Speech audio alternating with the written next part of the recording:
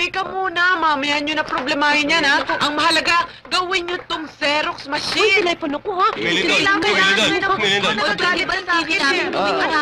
ayusin namin yun. Stoy, ayusin natin ito. Balikan nyo na lang bukas. Pwede ko namin hintayin ngayon?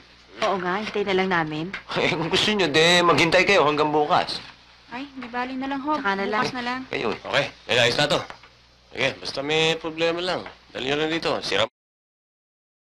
Aray.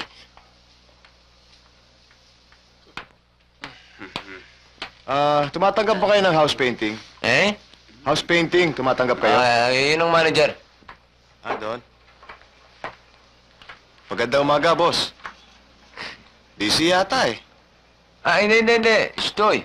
House painting daw. Ako na yan. Ako na di-discarte. Baka mapusoy eh. Hindi. Oo. Tumatanggap ba kayo ng house painting? House painting? Oo. Oo. Meron kasi akong bahay doon na hindi pa napipinturahan eh. Ibig ko sanang papintahan. Okay yung sa amin yan, pero medyo mataas ang singilan ngayon eh. Magkano ba ang charge mo sa buong bahay?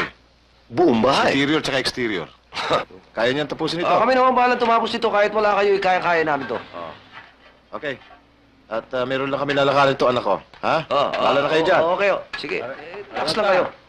Sige. Okay. Yan na kayo. Sige. Okay. Umpisahan na natin. Relax lang kayo, kami bahala. Game. Go. Amor solo, Manasala, Hidalgo, y Concha.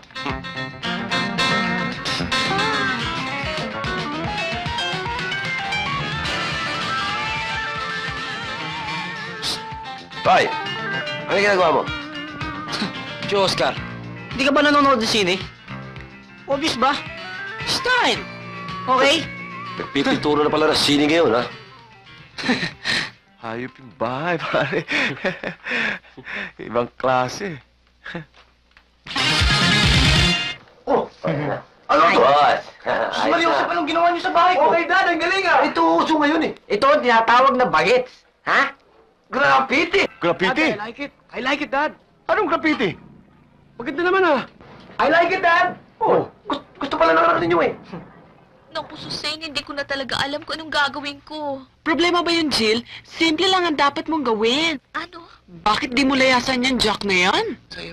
Naku, hindi ko magagawa yun. Isang oras ko lang siyang hindi makita, hindi na ako mapakali. Yung pa kayang layasan ko siya. Naku, hindi ko magagawa yun, Susain. Ay, naku, Jill. Diyan naman ako nagtataka sa'yo eh. Ano ba talagang pinakain sa inyong asawa mo at ganyan kang kahilo sa kanya? Wala siyang pinakain. Akong gumagayuma sa kanya. Ano? Ang ibig mo sabihin eh, yung sama ng mukha ng asawa mong yun eh, ikaw pa ang nanggayuma sa kanya? Naku, Susain, wag mong masabi-sabing pangit si Jack, ha? Kung ayaw mong masira ang pagkakaibigan natin. Pero ang ibig ko lang sabihin, Jill, yung ganda mong yan at sama ng itsura ng asawa mo, eh ikaw pa'y nagkakandara pa. Alam mo, kung ako sa'yo, eh magpapasalamat pa ako doon sa babaeng pumatol doon sa Jack na yon. At isa pa, ako mismo magdi-deliver doon sa Jack na yon para dalhin doon sa babaeng pinatulan niya. Eh, ikaw. Pero para sa akin, si Jack lang ang tanging lalaki sa mundo. Kaya pa naman ako nagpunta rito sa'yo para tulungan ako magmula sa akin si Jack.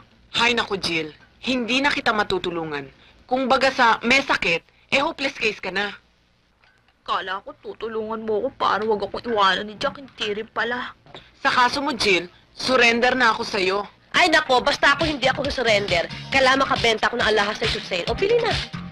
Ano alahas na naman? Eh, ang dami ko alahas na nabili sa'yo, ah. Naku, Day. Palahong pala ako ngayon. Bago nating to, galing Italy. Tama. Kung regaluhan ko kaya si Jack ng brilyante, siguro hindi na ako iwanan nun, ano? May 100 carats ka ba dyan? Yung hulugan lang, ha?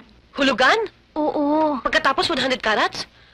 Day, puti na ang buhok mo. Hindi ka pa nakakabayad ng utang mo sa akin. At saka isa pa, kapag nagsuot ng alahas yung asawa mo, eh, hulin lang na pulis yun. Ba't naman huhulihin? Eh, sa sama ng mukha niya, eh. Sino ba naman magkakala makakabili yun ng brilyante? Sabi ko sa'yo, handa akong ipaglaban ng patayan si Jack pag iniinsulto siya, eh. Uy, mabuti dumating ka. Uy. Bakit? Sira na naman makinili mo? Hindi, yung Xerox machine naman ang nasira, eh.